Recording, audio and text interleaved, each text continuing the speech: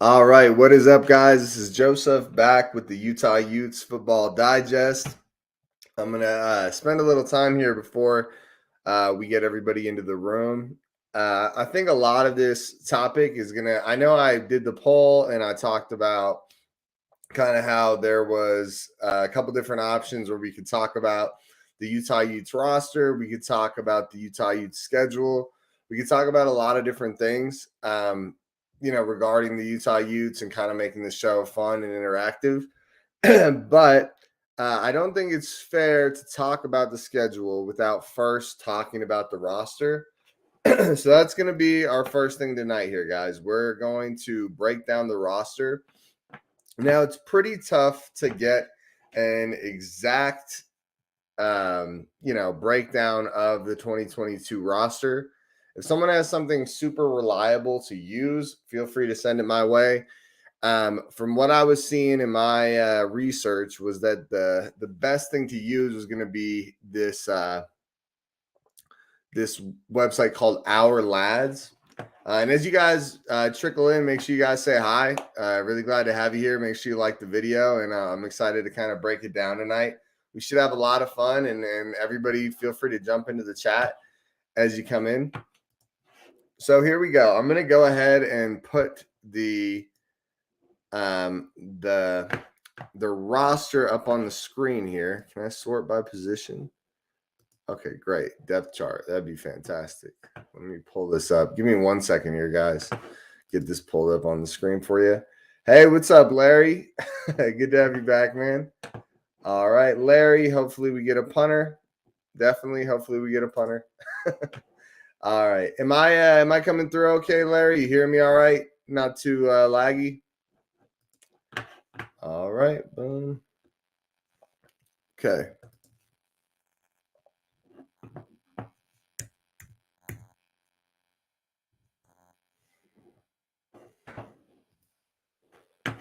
All right. So I am going to share this on the screen now. This is the 2022 roster for the Utes. And it won't be including the freshmen, but I think a lot of us already know that a lot of the freshmen coming in. So let's take a look at the guys here, and let's see who we could be excited about. So Devon Vele, the X wide receiver right now, and Solomon Enos, the Z wide receiver right now. We brought in a ton of young talent at the receiver core. And at the slot or the R wide receiver, it looks like Money Parks is going to be the guy. Nothing against him, but definitely not a guy that you would want to be taking an established role. I'd rate our wide receiver room right now probably a little critical, but I'd give it a C- for this wide receiver room, guys. I don't think there's really anybody in that wide receiver room that if I'm an opposing defense that I'm really scared of, right? The good news is I'm looking at, when I say C-, I'm counting that without all the incoming freshmen. So I believe we have 5 or maybe even 6 young wide receivers coming onto this roster next year. And so that's a lot of, young, talented guys that could make an immediate role. I'm actually going to go as far as to say I'm sure those guys are going to get reps. I mean, this is a wide open receiver room, and I'm sure a lot of those guys could carve a role for themselves. My guess for this wide receiver room, once the new freshmen come in, is going to be more of a C to C+, right? They'll bring a little bit of a dynamic we just don't currently have now. But still, overall, not a crazy good wide receiver room. It's going to be a lot of youth and a lot of guys that are going to need to, make some real strides. Like, there's a couple guys here. I'm pretty sure Theo Howard's gone, if I'm correct. You guys can correct me if that's not right. Pretty sure Theo Howard's gone. Connor O'Toole could be good. He was a pretty good recruit. Money Parks, but we're going to have to hope some of these freshman wide receivers make a big step up if we want to see anything good from this wide receiver room. Okay, so now let's take a look at the offensive line. So definitely an area where we would like to see more, right? Um, Nick Ford's gone. He was kind of up and down last year, but he's out of here now. Bamadili Olasini. Yeah, Larry. Yeah, Theo is gone. Yeah. So Bamadili Olasini, gone. He played in the Shrine Bowl. He's going pro.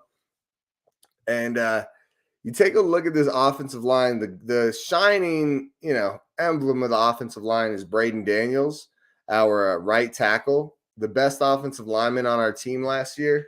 Definitely a really big time guy that we were able to keep. So excited to see how he looks next year. I mean, you go up and down this line, guys. Lau Mea, also really good. The right guard, number 78, a really talented player. But outside of that, I mean, we take a look. Bills was okay up and down. I'll say he's a solid guy. Should be a solid starter. So we got Braden Daniels. We got Lau Mea. We have Keaton Bills, right? I think the rest of this offensive line room is wide open. If I'm being honest with you guys, not a decision that I'm crazy about here with this offensive line. Definitely some really good players, though, right? Like Braden Daniels is an elite college offensive lineman. He was one of the best offensive tackles in all of college football last year. So I'm going to go ahead and give our offensive line right now a B minus. So it's not bad. It's not great. Could be better. We could see how a guy like Tyler Knack or Keith Olson could come in here and establish himself as a player. I guess we'll kind of find out, right? The guy who played center for a second was honestly solid. I'm pretty sure that was Keaton Bills, Larry. You guys can correct me if I'm wrong, but I'm pretty sure you're talking about Keaton Bills. So he's going to need to step in and play guard. So I wouldn't count him at center. All right. So B minus on the offensive line. Hopefully the freshmen can come in and do that, but definitely offensive line is a tough place for a freshman to come into play. Hopefully some of these guys taking the step into their second year, really step up and show you, that the next step that you want to see. Now this is going to be a little better of a grade, right, guys? So at tight end, we have Dalton Kincaid, we have Brent Keithy, and it's going to be a really good room here, guys. Who do we have? We got Logan Kendall. I did an interview with him. Make sure you guys check that out. Kid's a beast. He's going to be a super explosive, exciting prospect, run people over. Could be a better Cole Fotheringham right off the bat. Larry, I'm not sure. I'm almost positive, though, Larry. You could double check, though. Let me know if I'm wrong there. So Cole Fotheringham is going to be replaced by Logan Kendall. This is going to be an amazing tight end room. And that's not even including some of the other guys that could play tight end, some of the freshmen, some of the transfers that could play tight end. I'm going to go ahead.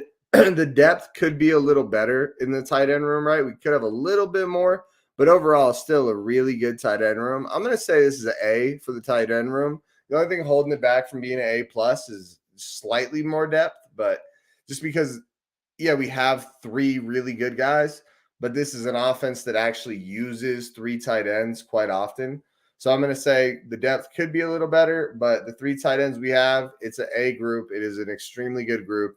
Still probably the best tight end room in college football, if not right up there with the top three, top five, depending on how long Logan Kendall's adjustment to, real, Pac-12 football is, which I don't think it'll take long. I think he'll do a great job right off the bat. All right, so check it out here. Let's move to the running backs or quarterbacks. So I'm going to go ahead and say quarterback. This is a definite position that we have locked in. Cam Rising, one of the better quarterbacks in all of college football. So I gotta keep it a little unbiased here, right? I'm gonna analyze Cam Rising as if if he was, on a different team. The numbers don't tell the whole story. Obviously, with Cam Rising, his numbers aren't incredibly impressive, but he is extremely good, and I think that's obvious. He was an above average college football quarterback. So I think he's a really good player. I think he does need to take a next step, right?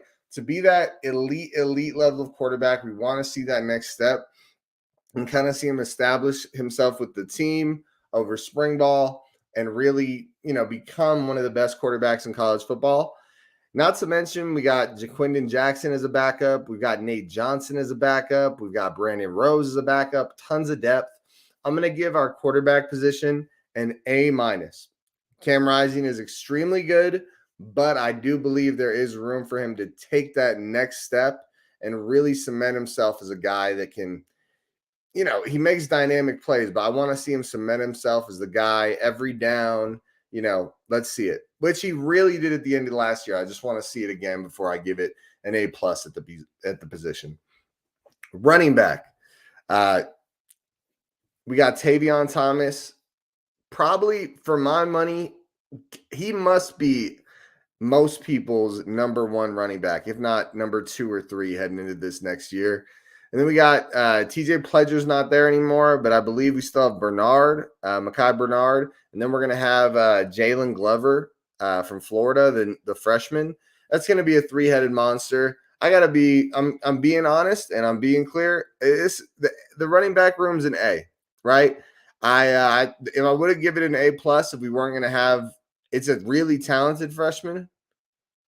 It's a really talented freshman, but he's a freshman. I'm going to give it an A. So super good tight ends, super good quarterback, super good running back, really good squad here. Fullback, Logan Kendall is going to be playing a lot of fullback as well, most likely.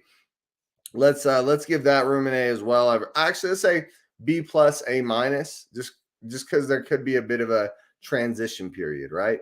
Larry, yeah, Ricky Parks, Curry, Bernard, Glover, Thomas, loaded. Yeah, I agree. Yeah. Guys, I'm going to be real with you. I see a couple people are mentioning Curry. I like Curry. I don't think he's bad. I was not super impressed with him last year, so hopefully we see a big stride from him this next year, but I was not a huge fan of Curry last year. I think he's going to be the 4th man in that rotation. I think it's going to go exactly how you have it, just backwards, Larry. Maybe switch up Glover and Bernard. I think it's going to be Thomas, and then Thomas is the 1, and then Glover or Bernard is 2A, 2B. So I think we'll kind of see how that works itself out. Yeah, P-Dodd, we do need better receivers to go up another level. I think that's a great comment. I think you just kind of jumped in a little while ago. We kind of broke down the receivers. I gave the receiver grade a C+ when we were, if you count in the freshman, I'd say it's a C- without the freshman. But once you count in the freshman, let's give it a C+. Hopefully that room can really step up by the end of the year. It's kind of the weak spot of our offense. So, yeah, really cool. All right, now let's move on to the next group, guys. Okay, so now our defense. So this is where we're going to struggle a little more, guys. I think we have one of the best offenses in college football, and that's real. That's not me being a homer. That's a real thing. I really think we have a great college football offense. But defense, you could want more, right? It was really young last year, and I think we'll see strides by a lot of these guys. As we get into the defense here, guys, those of you that are watching, love seeing you guys in the chat. Make sure you guys comment. Who do you think on the defense is going to take the biggest step next year? Who's going to be a guy that was decent last year or good last year and becomes great, or was below average last year and becomes a real good, solid starter? Who do you guys think is the guy that becomes, the big leap guy that maybe a lot of people don't see coming? And while you guys give those responses, I'm going to dive into the D-line here. So Mika Tafua, he is gone. Miki Suguturaga. I'm not too familiar with him. I think I saw him in one of the pictures for the spring ball advertisement. Junior Tafuna, though. Junior Tafuna was a very good player, very promising to see that he is a freshman, right? That's really exciting. I liked him last year. I believe his most impressive skill when I was watching him was his pass rush. I don't have the PFF grades in front of me, but definitely a guy I really liked. Devin Kafusi, kind of up and down, but overall like a solid player that I like to see. Larry, if Broughton comes back healthy and Mattielli improves, we should be better. Defense, Junior Tafuna will be a breakout next level. Yeah, that's Larry, what I was just saying. Yeah, Junior Tafuna for me, I don't know if he's my number one guy. I think the guy that I'm going to choose is going to be more of a guy that was solid last year that I think is going to become great. But yeah, Junior Safuna, I think he is a guy that was like, I'm not trying to take a shot at the guy, but you know, he was a guy that was like below average last year, like okay and good at times. I think he'll become a much more solid player and become like a very good starter, Junior Tafuna, and be a guy that we can definitely rely on a little. He'll have a little more seasoned. He'll be a little more seasoned. P-Dod, Ethan Calvert, because he didn't do anything last year. Honestly, I'm not going to say that Calvert's not going to be a beast. I think Calvert will be, a very solid player. But we didn't see anything from him last year. I don't know if he even really got on the field, unless you guys could show me different. So I'm going to say, a big jump for him would just be seeing the field, right? So let's not count that. If any of you guys, other guys have any people that you think are going to take a big leap, feel free to chime in. But I'm going to go to the next little group here. Van Fillinger. This is definitely a guy that could take a leap, right? Really young and really inexperienced. He was a pretty big prospect, one of our top prospects all time. And he had some struggles last year, but looked decent. He had to basically play a starting role the majority of last year. And I really would not be just surprised to see Fillinger take that next step. Definitely a guy to keep an eye on. So looking at that group right there, right, that's kind of like our D-line, the defensive ends, the defensive tackles. I'm going to keep it realistic, guys. I want to keep this unbiased. I'm sure you guys won't all love this opinion, but I'm going to give it a C. I think it's unrealistic to expect all those guys to take a big leap just like that. Hopefully they do. I think we'll see some sort of rotation of Kafusi, Junior Tafuna, Van Fillinger, and then maybe some of the new guys like a Siani Vaki or a Dallas Vakalahi. I guess we'll kind of see as the new guys come in, but not a group that I'm feeling great about, but I think they were a liability last year for us where they will be a little, more seasoned, a little more reliable. All right. And then the I don't know what that is, Larry. You're going to have to tell me about that. I don't know what that is. All right. So linebacker, guys, check it out here. I'm going to bring this down a little so we can see it a little better. So Rover, Nephi Sewell is obviously going on to the NFL. And Kareem Reed is a guy that could be really good. He's actually a guy that I would say I would expect a good leap from. He had really bad lows last year and really high highs, right? I think we all remember that. The Washington State game, killed it in the Washington State game, really looked impressive. But he also had games where he was a liability, and that's just me keeping it real, right? The real KV, I don't think we have Dallas next year. I think he's on a mission. Yeah, maybe I'm thinking of somebody else. I'm not. If you guys know who I'm talking about, we do have a D lineman coming in that's pretty damn good. Maybe that's Sione. Let me know, guys. But with that, so Kareem Reed, a guy that I think we'll see more of the highs this year. I'm sure there will still be lows. He's still really young, but I'm sure we'll see some more highs, right? A guy that we'll see him become a little more well-rounded, a little more reliable. Then Josh Calvert, another guy I didn't see the field a ton, but I know Ethan and Josh were, pretty big prospects as they came in. So I'm hoping the best for him, but I wouldn't expect him to be, the guy. But really, I think what we're going to see at that middle linebacker position is going to be great. We're going to see a mix of all these guys, the Rover, the Mac, and the Stud. Think about who we have, guys. We got a real good, rowdy competition at linebacker. What's up, the young Leezy? Let's run it back. Hell yeah, dude. Let's run it back. Let's make it happen. Let's run it back with a Rose Bowl win this time, though. That's how I'd put that. Yeah, so the real KV, that's what I was just about to touch on. Excited for the two freshman linebackers, Barton and Tabaraki. Well, I would say even more than that, I'm excited for that linebacker room in general, right? Barton, Tabaraki, Diabate, the Florida transfer. We also have Kareem Reed, who's right there. Hayden Fury, who got a lot of rotational reps and graded out super well in coverage.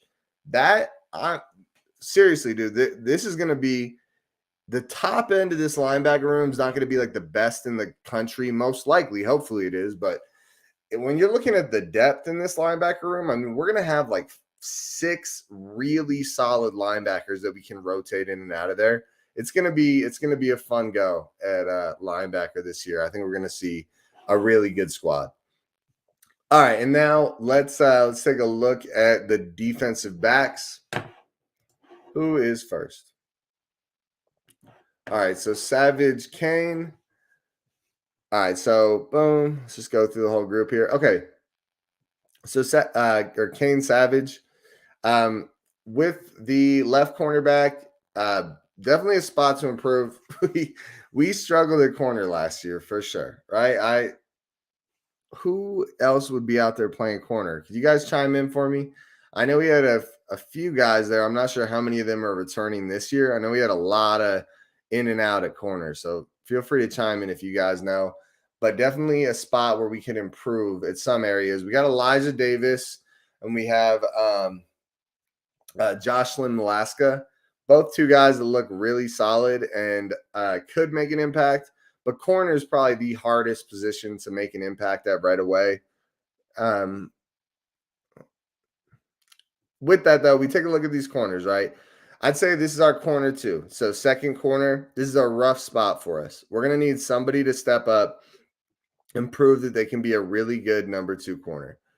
I'm going to skip safeties for a second, and I'm going to talk about our corner 1, so right corner. That's where I think this is he's going to be right up there. I'm going to mention somebody else, but this guy's going to be right up there. So this is Clark Phillips III.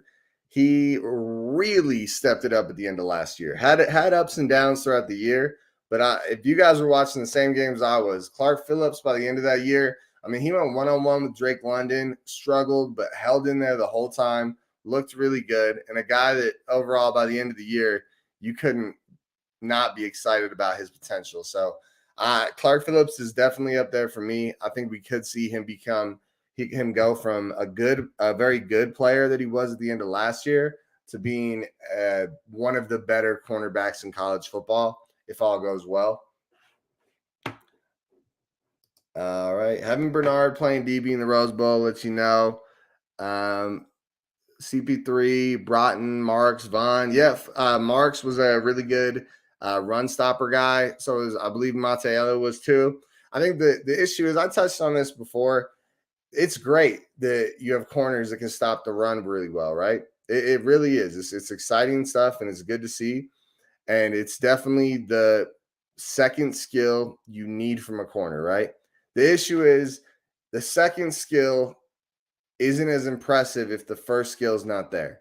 And the first skill you want from a corner is coverage, right? You need to be able to zone up on guys. You need to be able to man up on guys and make some plays in the pass coverage. If you can't do that, then you're going to struggle a lot. It's great that you're making tackles. It's awesome. But we need somebody to step up in coverage. Going into going into this next year, we need somebody to be that number 2 corner. I'm going to go ahead and say Clark Phillips is going to be a solid, put him on the best guy on the other team, and hopefully he can eliminate them, and he'll be able to eliminate the majority of corners in the or receivers in the Pac-12 one-on-one. But we still have to hope for more out of this, other cornerback spot. For corner, I'm going to give us a B- because I'd give Clark Phillips a B+ going into this year, but I'd give the other corner position probably like a D+ or a C-. We really need to see something from that other corner spot, and hopefully we see some guys step up. Okay, so this is the other guy that I am really excited about. So Cole Bishop, right? Oh, and let me just mention one thing. Latu, I believe he came in and started playing a little bit of corner at the end of the year there. So maybe that's where that goes, but we'll see how that all works out. So Cole Bishop, super, super hard hitter. But with that, so Cole Bishop is such a beast, guys. His coverage skills could definitely be better, but he is a hammer on the defense. He is a guy that really brings momentum, rallies the team together. I think we're going to see him step up in more of a leadership role this year and really be a presence in that room. So super excited to see Cole Bishop. He's a guy that was a very good player last year, right? Like his coverage could be a little better, but a very good player. And I expect we're going to see his coverage creep up a little bit and be like, above average. And I think we'll see his run stopping ability stick to that elite level that he had last year. And he's really going to take that next step. And then with that, Nickelback, Montielli, very solid. And yeah, maybe we'll have Larry, like you said, maybe we'll have Latu playing safety. That'd be a good look. I mean, we don't want to put too many true freshmen out there playing. I think what we're going to see from this room is probably, I think we're going to see Clark Phillips at the right corner. I think we'll see left corner is going to be Matteelli, and then Nickelback is going to be an open competition. We'll have Latu at free safety. Cole Bishop is strong. So definitely a young DB room, but a lot of young talent that could rise to the occasion if everything works out. Okay, so that was, and then we also got Fabian Marks and Jeremiah Vaughn. So those guys could step up, and Travis Broughton. A lot of guys that could step up. We'll see how it goes. But on that note, let's move into the schedule prediction. So that's kind of why we're all here today. Bam. All right, so schedule prediction, guys. This should be a little more exciting. I know this is kind of what you guys wanted. All right, I'm going to pull it up here. I'm also going to pull up my grades for the teams.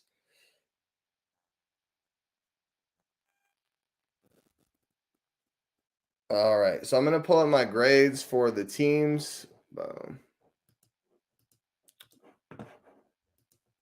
All right, and that's not going to be for you guys. It's going to be for me, the grades for the teams. If you guys remember, we did the Pac-12 breakdown. Okay, I did not know that, Larry, that Broughton was an all-Pac corner in 2020. I was not aware of that, but that's really good. That's a good sign for the future. So maybe, you know what, Larry, I'll change my grade for that second corner. We'll say a C+ there. So the overall grade at corners is a B. But obviously, the defense is going to be the weaker spot of this team as we head into next year. It's not really weak overall in talent. It's really young. And we're going to need to see some people start to step up if we want to see this defense really be competitive. The Pac-12 is going to have some really good offenses out there, and I just think realistically, it's going to be on us to make sure it happens, right? All right. Boom. Okay.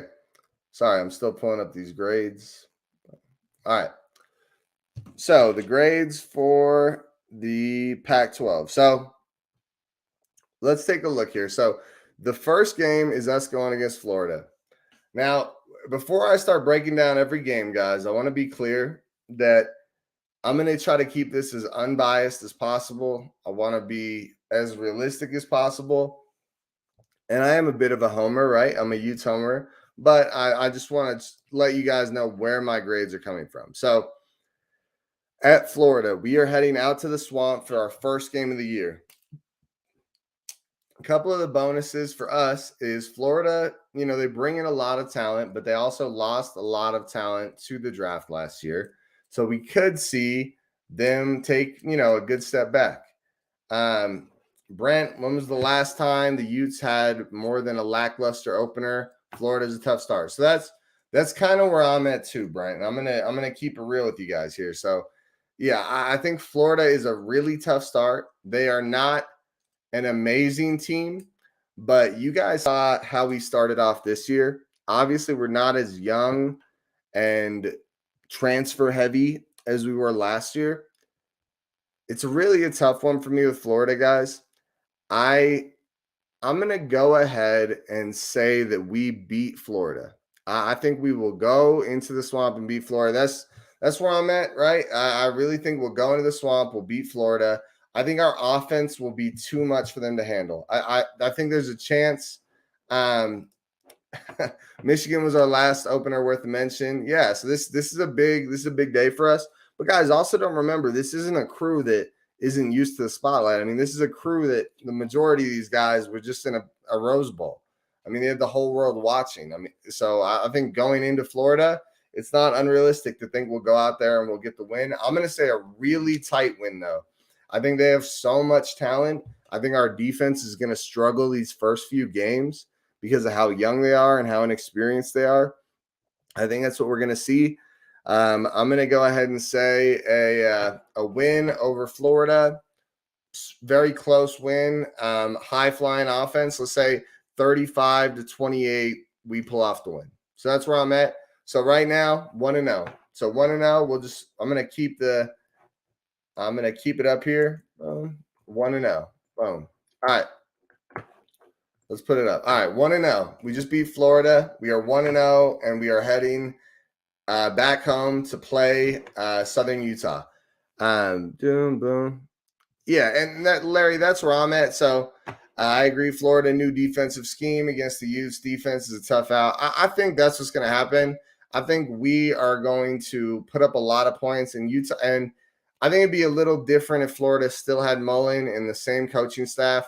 It really feels like they shook things up. So I think they'll be out of sorts a little bit, and hopefully we can take advantage of that. Yeah.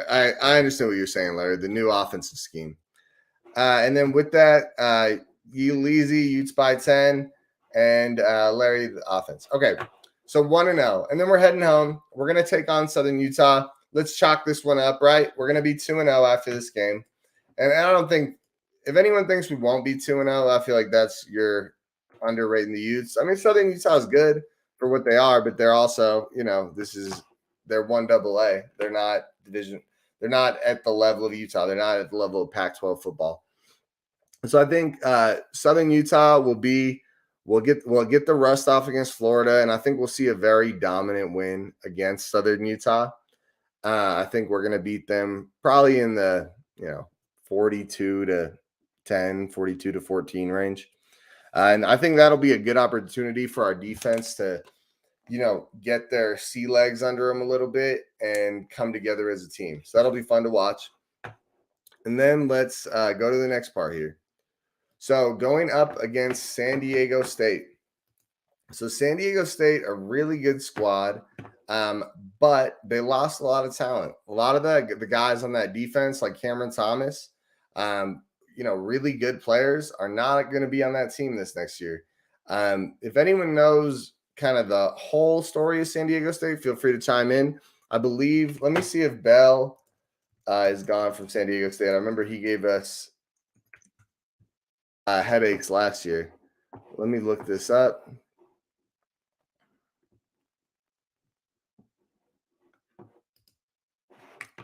All right, Bell. Okay, yeah, so it looks like Bell did declare. So I think SDSU is going to take, drop. That they had a really good squad last year, but it was an older squad. So I'm going to say we beat SDSU pretty soundly. Let's say 31-17. They'll still put up points against this defense, but they're not going to really, do anything wild against us. So now that takes us into week 4, going into Arizona to take on the Arizona State Sun Devils. All right, boom. All right, so Arizona State is in a weird spot, right? I don't know if you guys saw the other day. I think it was yesterday that Jaden Daniels actually entered the transfer portal. That's pretty concerning when you think about where that team is, kind of where that program is right now. Really feels like they went from on the brink of being great to on the brink of, going back to ground zero. So I'm going to say we beat Arizona pretty soundly. I'm sure they'll still have a lot of talent there. I'm sure not all the talent will leave, but I think we beat them very solidly. Again, our offense really driving up the scoreboard. Let's say 34-21. So not a straight blowout, but I don't think they can really compete with us, okay? No coaches, no QBs, and no running backs. All right. Yeah, like you just said, Larry, no coaches, no QBs, no running back. I think that's where Arizona State is right now. I don't think they have a team that can really hang with us. And that's kind of my feeling on it. All right.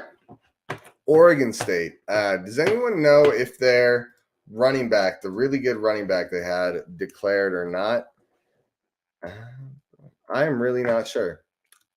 So, Oregon State. Did their really good running back declare? Does anybody know? Did Oregon State's running back declare? He was really good. I forget his name.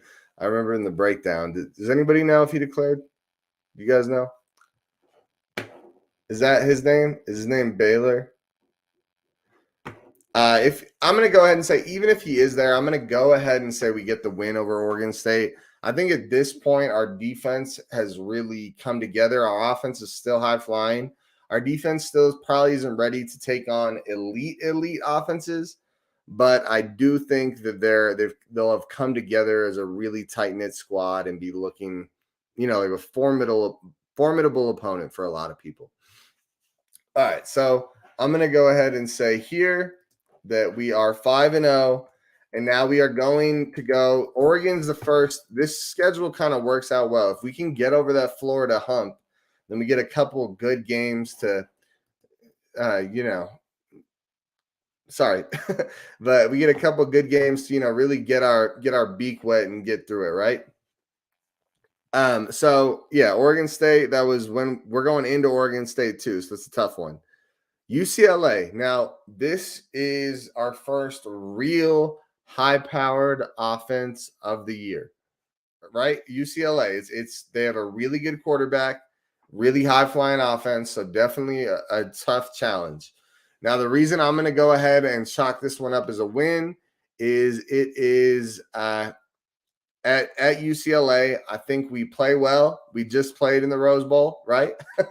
I think it'll be a good look, and I think we can get the win here. You know what? As I'm saying it, I don't know. What do you guys think? Do you guys think we go in there and beat UCLA, or you think this is the loss? I'm not sure. I think this could be it, if I'm being honest with you guys. I think UCLA has a real high flying offense. Fast quarterbacks give us trouble every damn time. And I think this could be the first loss against UCLA. You know what? I think I'm gonna make that call, guys. I think we'll do UCLA as our loss.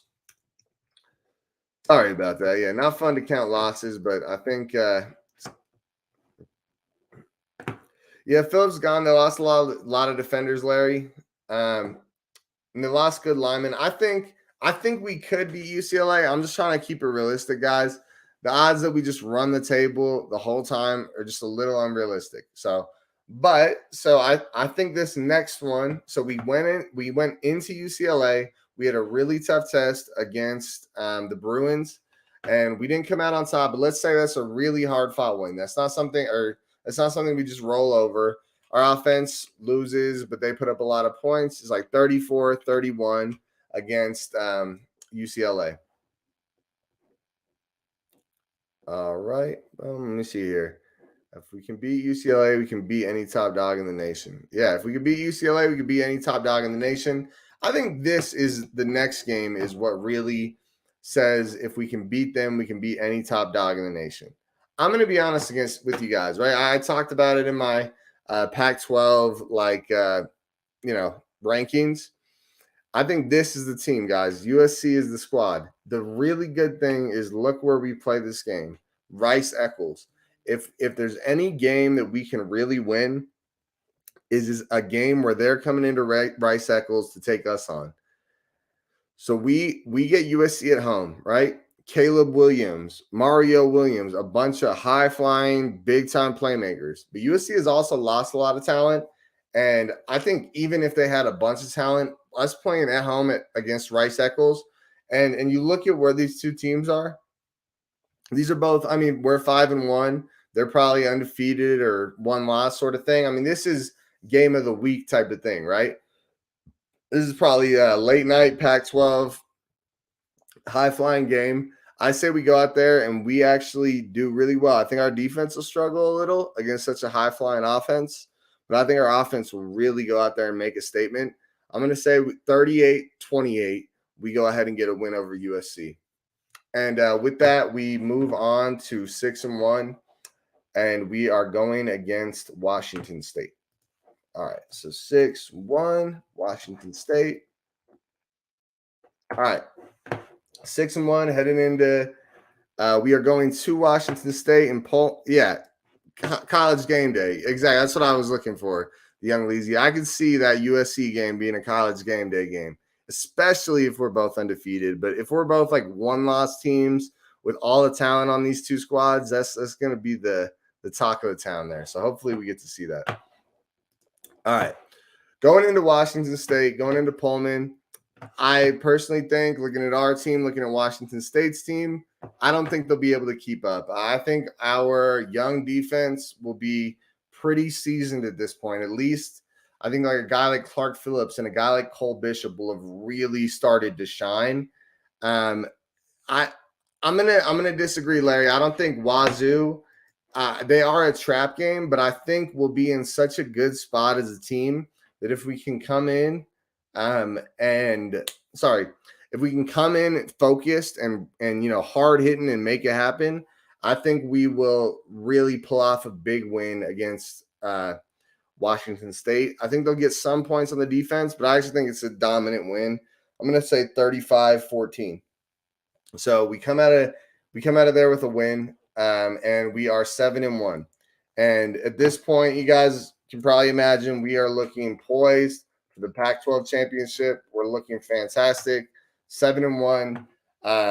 It is now, it's November 5th. Going up against Arizona. They're coming into Rice Eccles. I'm gonna breeze through this one, guys. We beat up Arizona at home against Arizona. A lot of young talent on that squad, but they're not a team that can actually keep up with Utah. Talent, at least like the top end talent, like their starters. They have a lot of good freshmen, but I don't think they're going to hang in there with us too long. All right, guys. So we have 3 games left on the season here, and then we'll talk about what happens after that. But while I've got all you guys here, I just want to say make sure you guys like the video. Super glad to have you here. If you guys like the video and don't already subscribe to the channel, please make sure you subscribe to the channel. Little Big, I see your question there, man. Who did he have us losing to? I have us losing to UCLA. And there's a couple games that could be, but I just want to keep it realistic, and it's got to be some losses in there, right? But with that, if you guys are, like I said, make sure you guys jump into the chat too. Really glad to have you here, and I love talking to all you guys. So the next game is against Stanford. Stanford is a weird team, aren't they? They seem to get some of the best recruiting classes by far, but they're not very good. they haven't been good for a while. I mean, when was the last time they were really like anything to be reckoned with? But anyway, so I think this is another home game, guys. They're coming into Rice Eccles. I'm just keeping it real. I don't see them standing a chance. And like Larry said, one of these could be a trap game. But let's be real. If we come correct and we bring our A game, these teams don't beat us. Like it's really where we're at right now as a squad. Maybe they'll put up some points against our defense, but if our offensive line can even be a shadow of what they were last year, and our playmakers on offense are, at least as good, if not better, than they were last year, we're going to see a wildly explosive offense here. That's what I was going to say, Larry. Yeah, Stanford really hasn't been a formidable opponent. They've been decent, but they haven't been like a legit squad since McCaffrey and Luck, which was, their some of the best years you've seen all of Stanford history. All right, now this next one, guys. This is a tough one. So we are going into Oregon, going into Eugene. Definitely a tough place to play, a hardcore fan base. We're going into Nike University, a team that we beat the crap out of twice last year. And you got to imagine that they are going to want revenge, right? We're at a point right now. Oh, let me update the record here. So we would be at 9-1 on the season. And we're at a point right now where we could be looking at, the big deal. We could be looking at the real thing. Our only loss is probably to a team in the top 25. And we could be looking at the real deal, right? I'm going to go ahead and say that Dan Lanning, the new head coach of Oregon, could be a guy that really groups them together and makes them a formidable opponent next year. And I actually would go ahead and say that's more likely rather than not. They're probably going to be a pretty good team. I think at this point, we're a really deadly team. And I think this is actually a really close game. I said the same thing about both Oregon games last year, too. So maybe I'm not the best judge of Oregon, but I think they still have a lot of really good young talent, guys. And I think they're going to be a tough game, but I think we win. I think we beat Oregon. I think they're too in disarray, but I think it's like a tough win. I'm going to say we beat them 31-27, something like that. Like our offense, the young Lees, you say Utes by 2 TDs. I don't know, man. I'm going to say Utes by 4 points. I think they're, this is not a squad. I think what happened last year, I think we were significantly more physical than they were. And I think that Dan Lanning's going to make them a more physical team. All right, and now this is the final game, guys. Final game of the season at Colorado. Larry, you want to talk about a trap game? This is the trap game right here. We got one more win, and then it could be on for the big show. So, all right, guys. So let's go ahead and take a look. We go up against Colorado. We go into Boulder. Colorado, not a very good squad, though. Honestly, I think it could be, it could be a tough, close competition, but I don't think it's going to be anything crazy there. I think we could be lackadaisical going in there. Excuse me. But I think we'll be all right, guys. I think we're going to go ahead and beat Colorado in a tight game. I think it's just a tight game because it's hard to get up for a game like that when you got the Pac-12 championship the following week. But I'm going to say that we beat Colorado kind of similar to this year, maybe by not quite as much, but like let's say 28-17, like a close game, but not like a solid win, right? That's kind of how I feel about that game. And then we finished the regular season at 11-1. Hell of a season. Larry, you think we stomped the Buffs? I wouldn't be surprised either. I'm just keeping it realistic, right? Where next week we got the conference championship. I wouldn't be surprised to see us. It's hard not to look ahead. And then you could imagine what might be after the conference championship. So the good news is, I believe, let me pull it up here. The good news is, guys, we don't have to play USC again, right?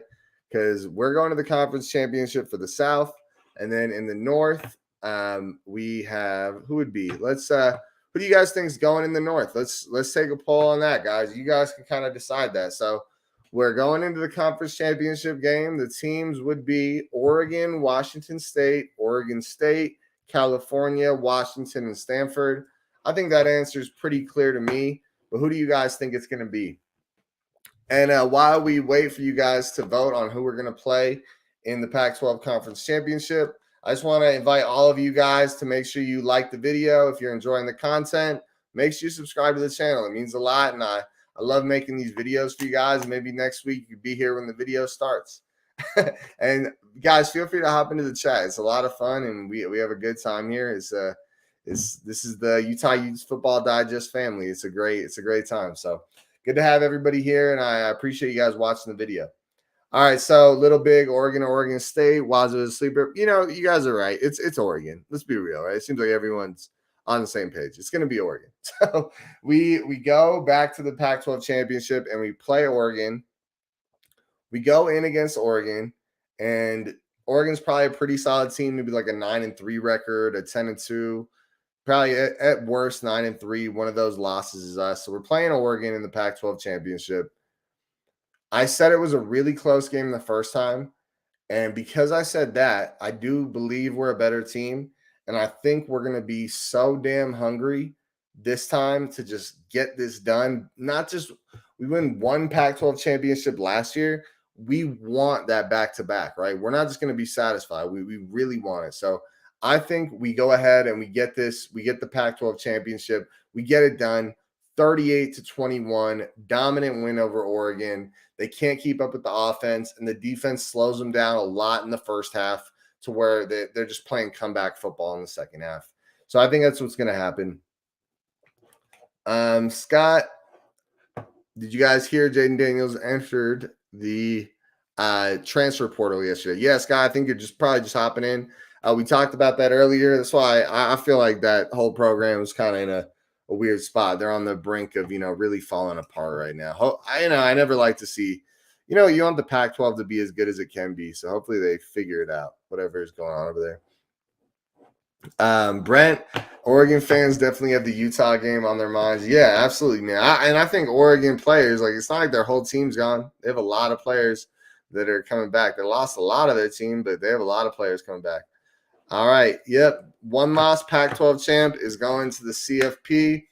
Honestly, just so you guys know, I looked at the schedule before. I broke down the numbers and I didn't predict too deep into it, but this is kind of just how this happened. I think we all kind of agreed how this schedule could play out. Who knows if it goes this smooth or if it's a little more rocky road, right? Could be. Who knows?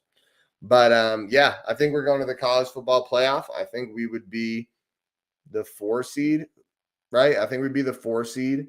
And I think that means we would be going against Alabama in the first round of the college football playoff.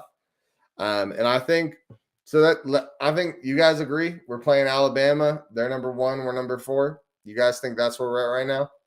That's how I feel. Larry, I agree. We honestly could go 12-0. I agree. But I think that's just a little unrealistic. I think we need to give a little more respect to some of the other teams in that. I think the one loss is a real situation. I think the Pac-12 is wide open right now. I think Oregon's not what they were. I think USC and UCLA are the real, I think USC and UCLA are the real competition. Does everybody tell me what you guys think? Does everybody think we're playing Alabama? They're the 1 seed, we're the 4 seed, or do you think we'd be like the 3 or the 2 seed? I mean, you guys tell me. That's where I'm at. I think we're the 4 seed, they're the 1 seed.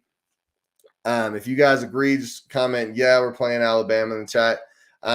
While we're waiting on that, guys, if you guys are just jumping in, make sure you like the video.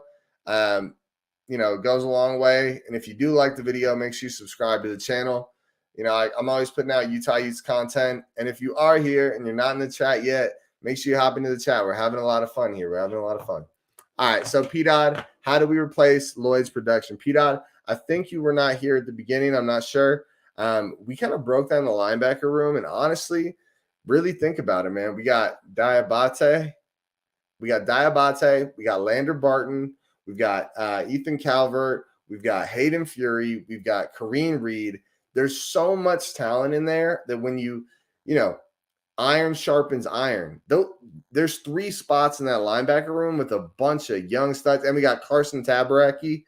Someone is going to step up as a playmaker, P-Dod. I wasn't that excited about the linebacker room until you really look how deep it is, and it really feels like, that's going to be a really good group for us when you see how, someone's going, 1 or 2 of those guys are going to be playmakers. I hope that answers the question, P-Dod. Little big, it would be cool if for them to go 12-0, but it does seem far-fetched. I would love a Utah versus Ohio State rematch in the Fiesta Bowl. Yeah, I agree.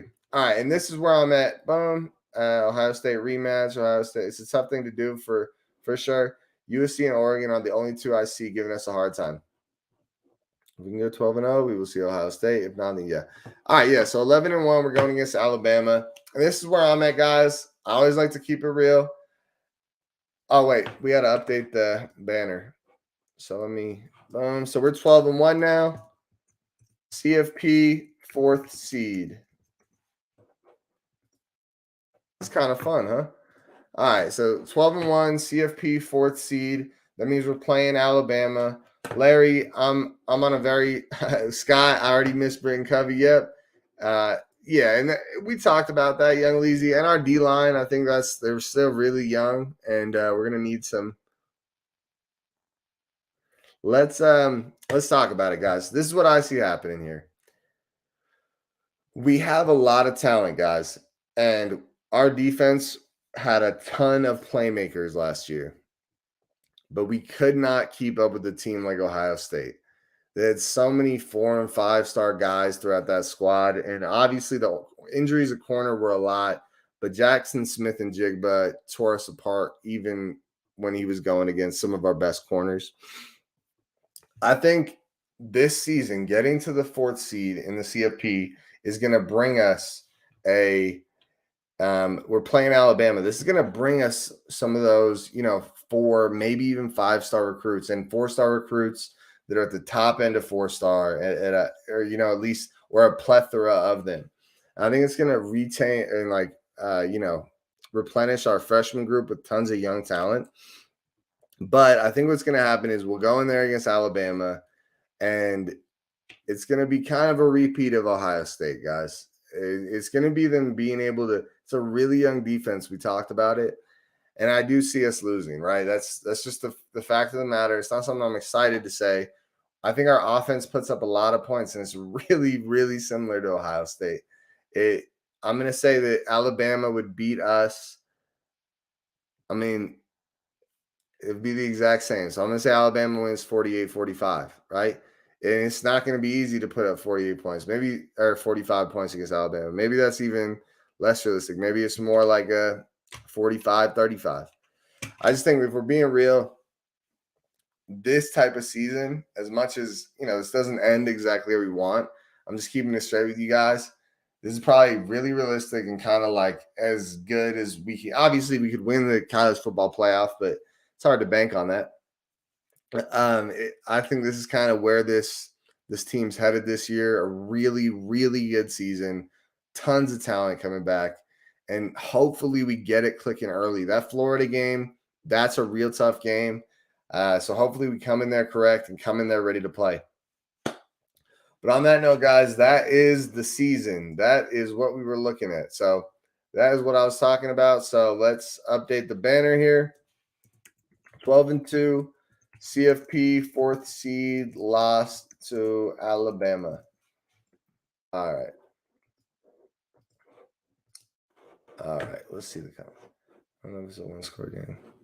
Yeah, maybe you're right. Maybe I'm a little over optimistic about that, how that game would go. You're probably a little more realistic than I am. But this is such a good team we have here, guys. We should all be super excited about where the Utes are heading. With that, I want to ask. I put it in the group chat, like the poll before the video started. But I do want to ask you guys that are here, who is your breakout player on offense, or a player that was good that's going to be extremely good, or a player like it could be a player that was average, that's going to become amazing. Like, who's your breakout player on offense, and who's your breakout player on defense, guys? Could be an under the radar guy. Could be a guy that was real good last year that's going to be amazing. Tell me, guys, who's your under the radar offensive player, and who is your under the radar defensive player? That's what I want to know, guys. And while we're doing that, guys, I want to hear what you guys think. But you guys that are in the chat or that are watching the video, make sure you like the video. And if you do like the video, make sure you subscribe. It's we're gonna be pumping out a lot of these. My plan is to do one of these every Friday for the whole off season. So should be a great time. And if you guys don't already know, I make these videos all year. We do these all year, and we keep pumping them out. We do a pregame breakdown of all the players and the PFF grades. We do a postgame recap of what we saw. So it's really fun. It was quite a year last year, and it was fun to get to cover it all. P-Dod, you say Vele. Are you talking about Devon Vele, the wide receiver, number 17? Definitely a guy that I would agree could be a great player. I think he's got to take the next step. He definitely shined at the end of last year. He needs a little more consistency. But maybe all these, young wide receivers will put a fire under him and make him want to go get it. Okay. And so what we're doing now, guys, we're talking about our breakout offensive player, breakout defensive player. Little Big says, I think the receivers could be very good. I hope they open up the pass game and utilize them. Yeah, we have a lot of young, really athletic, really fast talent. I hope they bring those guys in and let them do stuff too. I think we're gonna have a new slot receiver that's a freshman this year. That's gonna be like actually legit. Larry, Vele, and Wegas. Yeah, definitely. There's, that we could see. I think it seems like Vele is pretty common. I think we saw some special catches from him last year, and I really wouldn't be surprised if that's kind of how that went down. That he was one of the big playmakers. Imagine what this offense looks like if he could be like an 800,000 yard receiver. We basically had no like big time receiver last year. Like Covey was decent, but we didn't have anyone that was like a number one receiver. It was just kind of spread the ball around, hope for the best. All right, guys. Well, on that note, I have to get out of here then. But hey, it's been so fun talking to you guys. Make sure you guys drop a like and a comment before you head out. And, if you didn't chime in this time to the chat, make sure next time that you set up, all you got to do is set up like a Google account, and then you can come chat with us. Little Big Money Parks could be good. Yeah, there's a lot. I think we're going to see somebody step up at that slot receiver spot. I think we'll see another good player there. And I think that could be Money Parks. But yeah, make sure you guys, next time hop into the chat, and look forward to talking to you guys next time. Everybody like the video, subscribe, and have a good night, guys. Stay safe this weekend. Go Utes.